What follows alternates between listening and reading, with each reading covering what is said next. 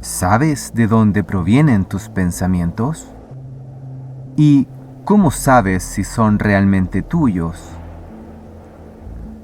En esta ocasión vamos a revisar el trabajo difundido en el canal Parafantástico, dirigido por Jordi Alonso, youtuber uruguayo, dedicado a un conjunto de misterios bien interesantes, pero donde destaca su preocupación por el proyecto MK Ultra, el cual Jordi investiga y adapta al contexto de la América hispanohablante. Esta adaptación es el sello del canal y lleva a Jordi a explorar teorías sobre el control mental y del comportamiento y la manipulación de las personas a través de la industria cultural, y así poder responder cuáles son las siniestras razones detrás de este control y manipulación de las masas. Basándose en el testimonio de informantes desde las principales instituciones norteamericanas, se afirma la existencia de un estrecho vínculo entre el hip hop y el control de las masas, que comienza con el objetivo inicial de controlar a la población afroamericana de Estados Unidos. Este objetivo inicial se ha ampliado para otros grupos de población, entre los cuales destaca el mundo hispanohablante, donde no es el hip hop, sino otros ámbitos musicales los que se utilizan como medio para la domesticación mental. Esta es la principal preocupación de Jordi Alonso del canal Parafantástico, que analiza la principal industria musical latinoamericana en las últimas décadas: el trap y el reggaetón. Sin embargo, el vínculo entre MK Ultra y este estilo musical esconde un oscuro secreto mucho más siniestro de lo que podemos imaginar.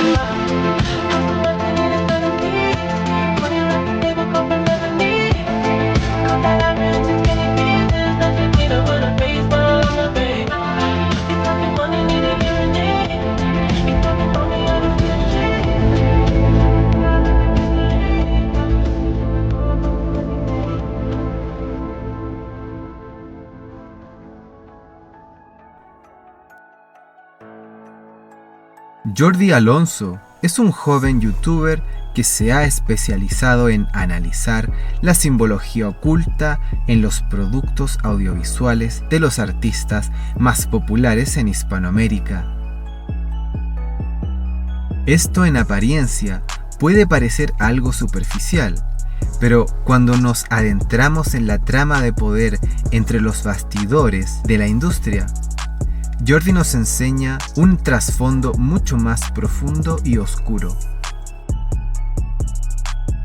En breves palabras, el trap y el reggaetón, los géneros más populares de la industria musical latinoamericana, juegan un rol clave en la domesticación cognitiva y subyugación espiritual de la población juvenil en Hispanoamérica, siendo Sony Music Entertainment una de las piezas fundamentales en esta oscura maquinación, y que tiene como principal estrategia el arte en la producción de mensajes subliminales, es decir, estímulos cuyo formato está diseñado para ser transmitido por debajo del umbral de nuestra percepción consciente.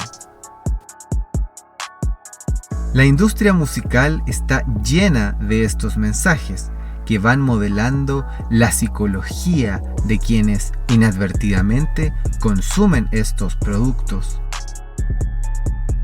Para Jordi, figuras como Jay Cortés, Daddy Yankee, Shakira, Bad Bunny, Ozuna, Anuel, no serían simples artistas, sino que el medio por el cual las élites del poder logran ejercer su dominación sobre la mayoría de la población.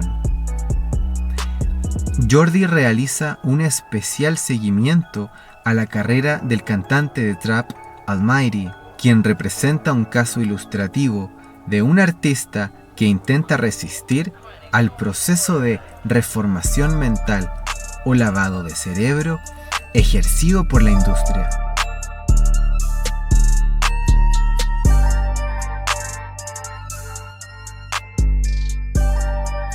Como no podía ser de otra manera, este cantante caería en desgracia en distintos momentos de su vida, evidenciando la difícil situación que enfrentan estos artistas cuando intentan hacerle frente a la agenda de dominación.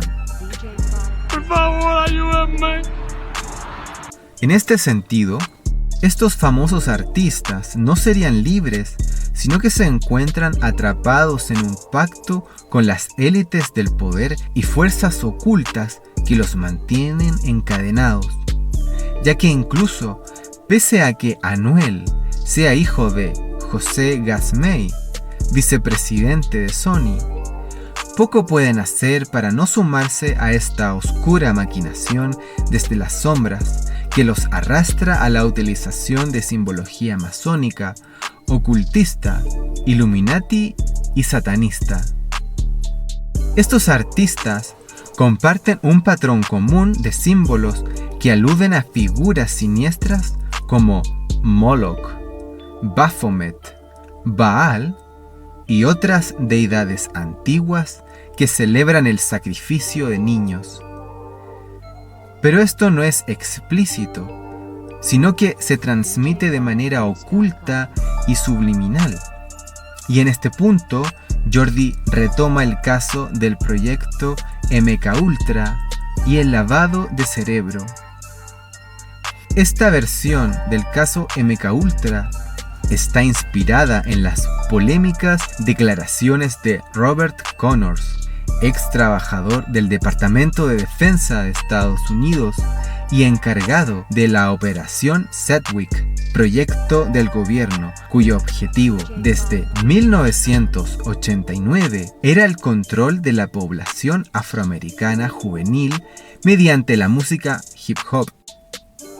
Para Jordi, este objetivo inicial se ha ampliado para otros grupos de población, entre los cuales destaca el mundo hispanohablante, donde no es el hip hop, sino el reggaetón y el trap, el medio para la domesticación mental, estrategia específica y etapa avanzada del proyecto MKUltra que se enmarcaría en un panorama global mayor en torno a la producción de una subjetividad adaptada al sistema global de dominación.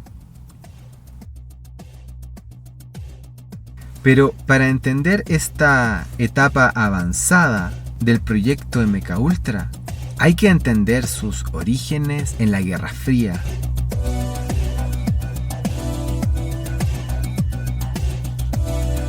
En 1945, el año del fin de la Segunda Guerra Mundial, Estados Unidos y la Unión Soviética emergían completamente victoriosos entre un mundo en ruinas.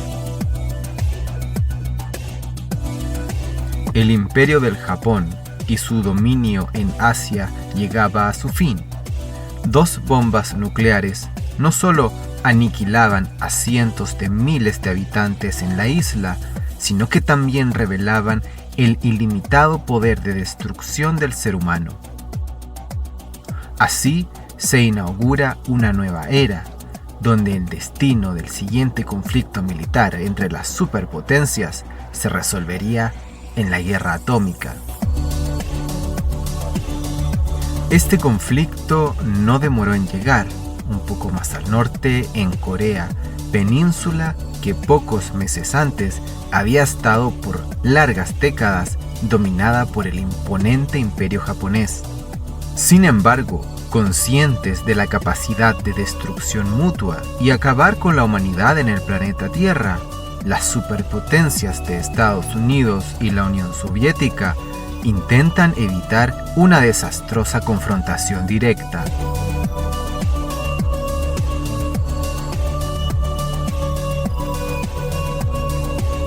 Esto significó incorporar el despliegue de una serie de estrategias y tácticas no necesariamente militares para disputar la influencia sobre la península, dando inicio a una fría guerra de baja intensidad y una nueva geopolítica bipolar que dividió el mundo entre dos principios ideológicos: la libertad del capitalismo y la igualdad del comunismo.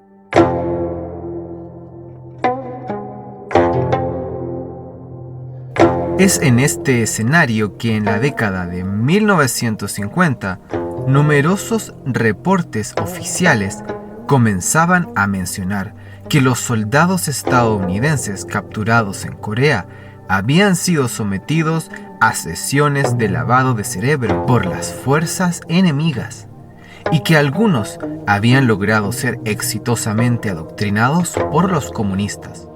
Now then, Raymond, take this scarf and strangle Ed Mavoli. Yes, ma'am.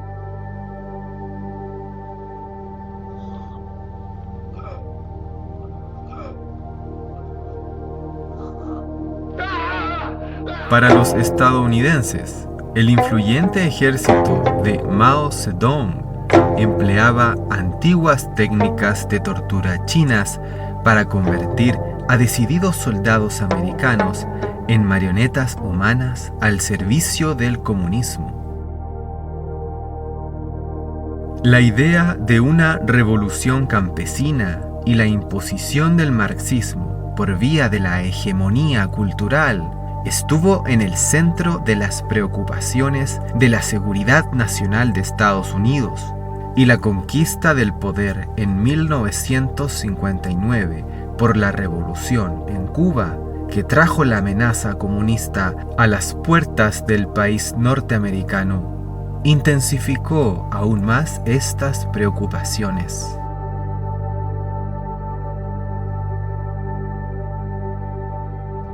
Frente a esta expansión de la influencia comunista, no solo militar, sino que también cultural, los americanos reaccionan con una serie de proyectos secretos destinados al entrenamiento de sus soldados y ciudadanos, tanto para resistir contra las técnicas de lavado de cerebro como también para producirlo, el cual se fundamentaba en la inducción de un derrumbe psicológico.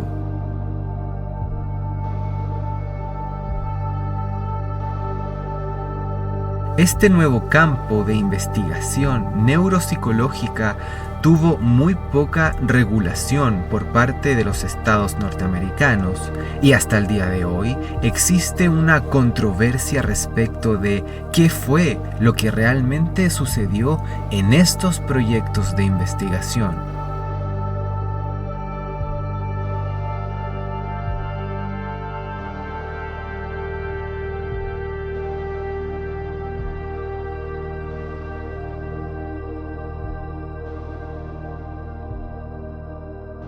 Entre los más polémicos destaca el proyecto de control mental MKUltra, programa de experimentación sobre seres humanos llevado a cabo por la CIA entre 1953 y 1973, el cual daba continuación a la previa experimentación nazi con ciertas drogas para evaluar su desempeño durante interrogatorios.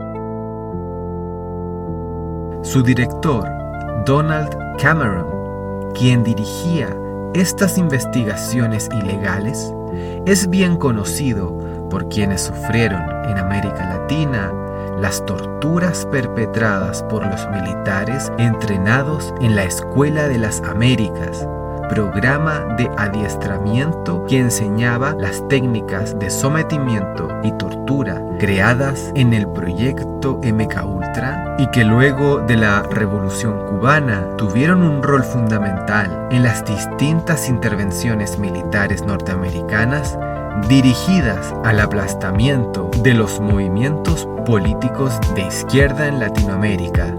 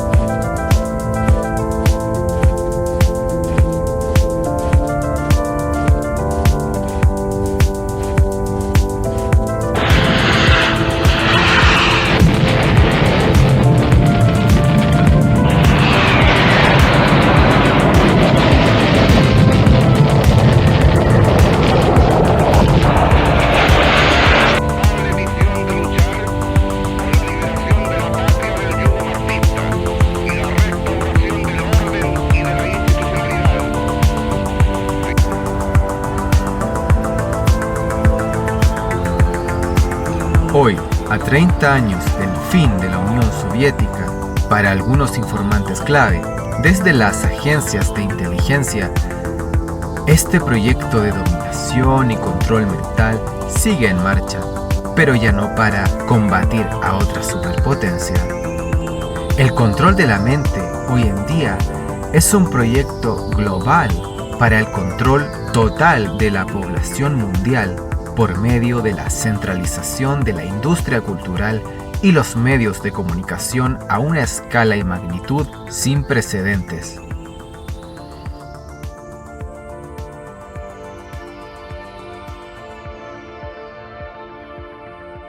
El conocimiento científico sobre el ser humano está increíblemente más avanzado que las ingenuas creencias pseudopsicológicas de la década de 1970.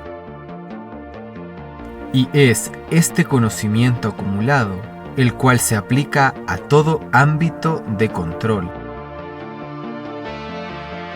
lo que puede interpretarse como un sistema de manipulación de la subjetividad individual a través del diseño y programación de los deseos y motivaciones de las personas.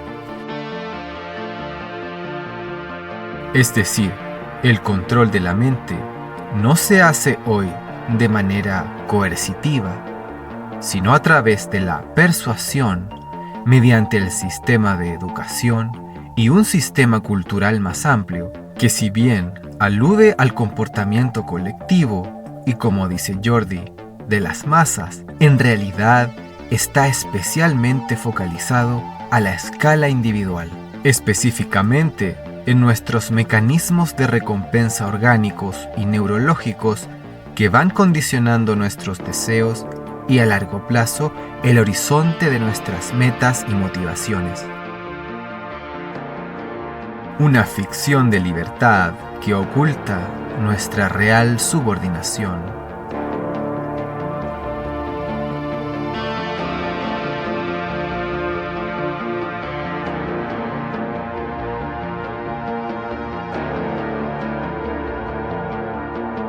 Por eso, para Jordi, nuestra información personal, la que producimos nosotros mismos, es en la actualidad la principal fuente de riqueza y poder tanto para los mercados, los gobiernos e instituciones de poder, ya que es a través de esta información que se logra hackear la psicología individual de las personas, encadenando nuestro cuerpo y organismo a modos de vida y formas de consumo diseñados por las principales transnacionales de este planeta, las que se disputan el derecho a nuestra información a costo de trillones de dólares. Esta prisión puede existir debido a la ignorancia de las personas. Ignorar que hay mucho más allá que nuestra percepción inmediata y la ideología de época que la acompaña.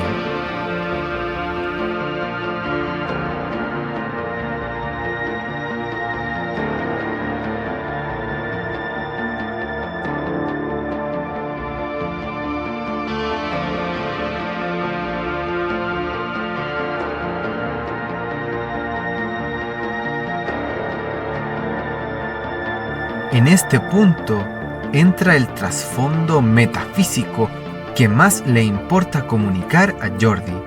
La arquitectura de la realidad, que estaría compuesta por tres componentes fundamentales: energía, materia e información. El ser humano se encuentra orgánicamente limitado para percibir solo una estrecha sección de esta información, ya que tan solo una pequeña porción de esta energía, materia e información logra comportarse como estímulo que el cerebro logra captar e interpretar. En consecuencia, la especie humana tiene una comprensión parcial de la realidad.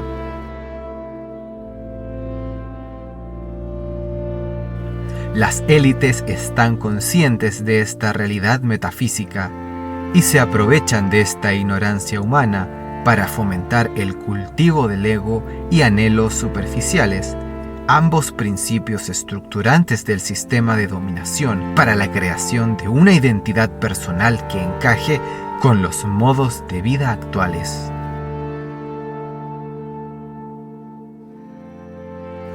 Para Jordi, este punto es importante, ya que de nuestra comprensión parcial de la realidad se deduce una construcción parcial de nuestra propia identidad y el sentido de lo que somos, deseamos y buscamos.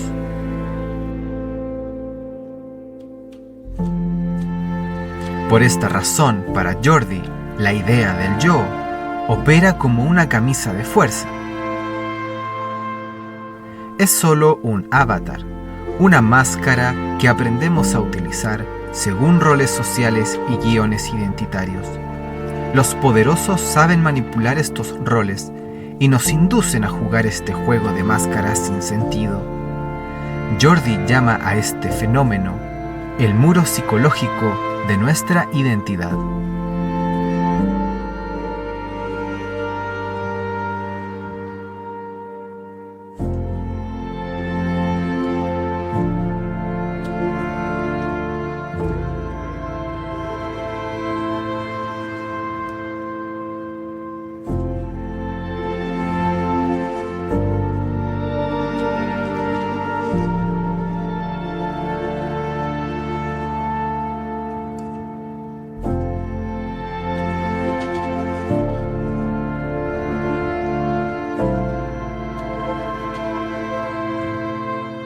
Surge la pregunta entonces por cómo escapar o liberarse de este sistema. Si la idea de libertad o sentido de lo que somos es una ficción, entonces, ¿hay o no escapatoria?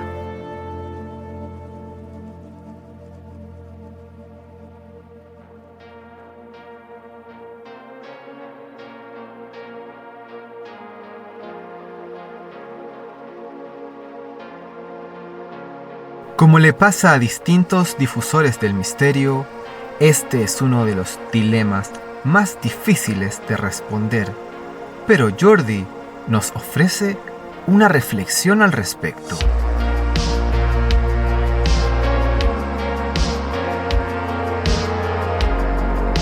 Para Jordi, el mero hecho de pensar, reflexionar y preguntarse por la posibilidad de la libertad frente al sistema ya es un primer paso fundamental, ya que se está tomando conciencia de la existencia del sistema. Por ejemplo, conocer la existencia del proyecto MKUltra y la manipulación de la masa a través de la industria cultural o la Matrix. A partir de este primer paso, en un resumen general, Jordi ofrece dos puntos de referencia. Por un lado, la idea de la autorrealización y por otro, el conocimiento espiritual de las grandes culturas antiguas. Si tomamos la idea de que la realidad está compuesta por energía, materia e información, es esta última, la información, una dimensión que Jordi considera fundamental. Energía e información son una sola. Esto significa seleccionar esa información, energía, para nuestro bien, lo cual para Jordi significa sumergirse en la información que han entregado los principales sabios de las grandes culturas. En estas, es común encontrar un sistema de conocimiento orientado hacia el mundo interior, en la intangibilidad de lo real, a diferencia del paradigma actual, centrado en el exterior, lo visible, en el poder de transformación de la materialidad mediante la técnica mecánica que olvida el poder de nuestros pensamientos y la gestión de nuestra conciencia como es desarrollado en la tradición del mundo oriental. Para Jordi y la tradición espiritual que él cultiva, la palabra y el pensamiento son información y energía juntas, con un notable efecto de poder sobre las personas. Por lo tanto, no hay que ser superficial en su utilización, ni restar importancia al contenido, simbología y patrón vibratorio que invocamos. Ahora bien, frente a la ley de atracción, los caprichos no consiguen nada en realidad. Jordi señala que lo que sí es verdad es que si se tiene una actitud positiva ante el mundo, este se percibirá como positivo. En cambio, si se tiene una actitud negativa a este, se percibirá como negativo, ya que la actitud determina la percepción. Así, Jordi establece una diferencia entre la actitud ante la vida del capricho de la ley de atracción.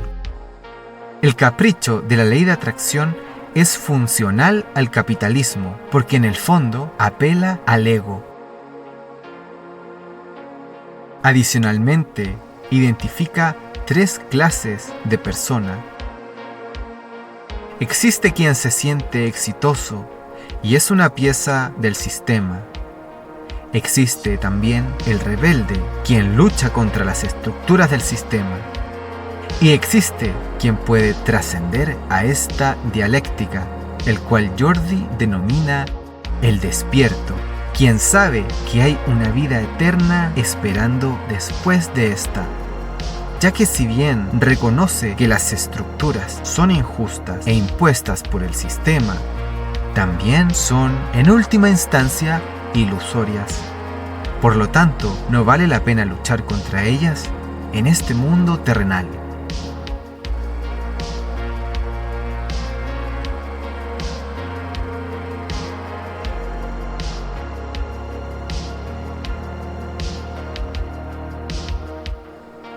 ¿Qué te parece esta última reflexión de Jordi? ¿Vale la pena luchar contra las estructuras del sistema que consideramos injustas? ¿O hacemos un mayor bien a este mundo mediante el camino de la reflexión y el cultivo de la espiritualidad? Deja tus reflexiones en los comentarios y si valoras este tipo de contenidos, no olvides darle me gusta a este video, como también suscribirte al canal. Así podremos continuar creando reseñas de calidad.